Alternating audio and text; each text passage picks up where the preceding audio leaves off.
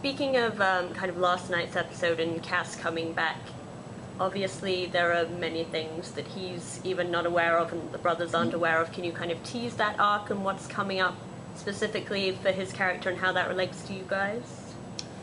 Well, I think we can kind of touch on it. I know, true to Cass' form, he never comes back to Earth just simply as coming back to Earth. You know, either he's on some sort of mission, or he's lying to me, or he's coming back invisibly.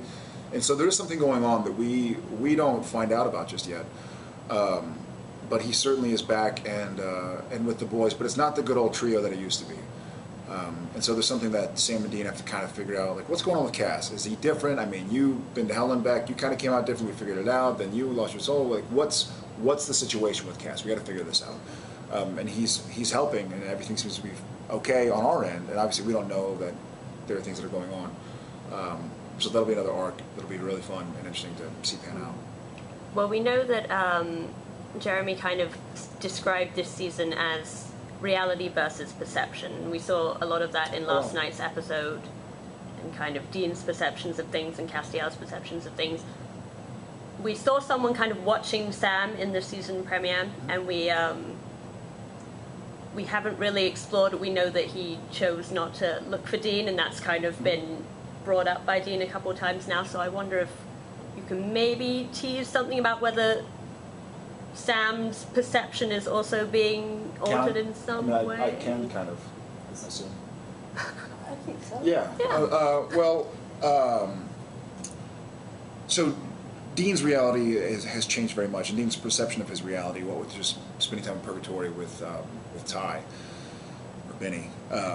He has his own version of reality, and Sam's reality has been very different for the last year. And his reality has almost been a more acceptable form of reality, and that's more times I've ever used reality in a sentence. Drinking game. It's kind of one more time. One more time, it's a drinking game. But yeah, Sam's perception changes quite a bit when his brother comes back into his life. And Sam's perception, beginning of the season, was I don't have Dean, I don't have Cass, I don't have Bobby, I don't have Rufus, I don't have Ellen, I don't have anything. I don't have any guidance. I don't have Kevin, I don't have Crowley. I have nowhere to start. And so though his reality might not have been that, his perception was, I got to get out. I got to do, this has destroyed my family time and time again. When am I going to wise up and get out of this? And then Dean comes back and he's like, well, okay, and now here's that wrench. And going back to the figure we saw watching Sam, that's kind of dealing with Sam's purgatory. That's kind of Sam's... Ooh, that's good. That's good. That's deep. Good. That's nice. Like we see Castiel and his reality of sorts in yesterday's episode. We've seen Dean obviously in purgatory, and now we're going to see a little bit of Sam and what he was doing for that year off. And we delve into it, and that also helps, to back to your first question, really ratchet up the kind of tension between Sam and Dean.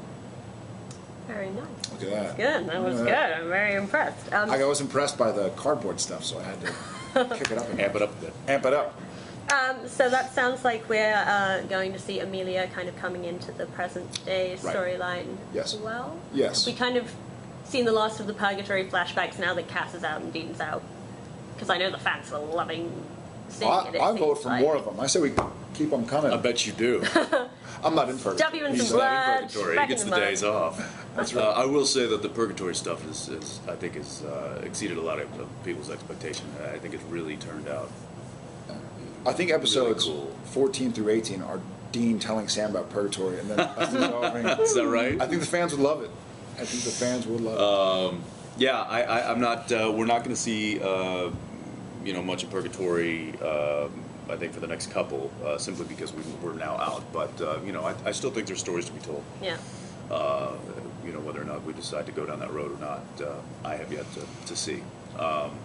But now that we're dealing with so much kind of topside, between Benny and Dean and Sam, and now between what's going on with Cass, what's really going on with Cass, and whether or not he lets Sam and Dean in on what's going on with him, and all that kind of stuff. So there's a lot to deal with, but it's a good. It all kind of comes together and it all intertwines, and that's what makes good TV.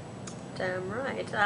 Can you tease a little bit about next week's episode? It kind of looks like a more humorous turn. Entry. Yes, the cartoony. Oh, that's great. Mike Farrell back. Next episode is one we've had a few pretty pretty serious episodes in a row, and we had to. We had a lot of mythology to deal with, and I know Jeremy wanted to still revere the first 7 seasons. He didn't want to just go like, okay, I'm driving this ship, hell with everything. So he gave proper respect to the ship that he was taking over. And now it's in that same vein. It's time to respect what we've done and do kind of a funny show where the fans will like it and have a good laugh. And we had an amazing guest star, BJ Honeycutt, Mike Farrell himself. So that was fun to work with him. But we have Cass back, we have Sam and Dean, and essentially something wacky starts going on. It seems like people are dying these cartoon-style deaths. And so we go in and we pretext as FBIs and try to figure out what's going on. And that's when we find hilarity ensues, so to speak.